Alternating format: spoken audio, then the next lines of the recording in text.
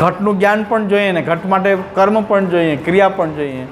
તો વ્યવહાર દશામાં ઘટના નિર્ણયમાં જ્ઞાન ક્રિયાની વ્યવસ્થા થતી નથી. તો ઘટના નિર્ણયથી સમજી જશે કે ઘટને પ્રકટ કરવાનું જ્ઞાન, ઘટ આ છે એનું જ્ઞાન, એ આ ઘટને હું જોઈ રહ્યો છું એનું જ્ઞાન, એ કરવામાં જ્ઞાનેન્દ્રિયની આવશ્યકતા છે. અને ઘટને પ્રકટ કરવામાં, ઘટને પકડવામાં, ઘટનો ઉપયોગ કરવામાં કર્મેન્દ્રિયોની પણ આવશ્યકતા છે.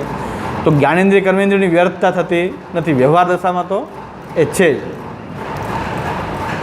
એ ઉત્પત્તિ નાશ જે છે વ્યવહાર પૂરતું છે. બ્રહ્માત્મક એંગલથી જોઈએ તો ઉત્પત્તિ આવિર્ભાવ તિરોભાવ જ છે બધું.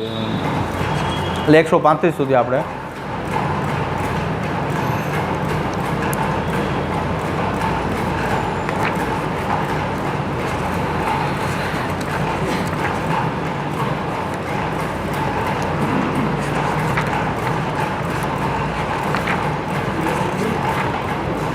એકસો 84 છે.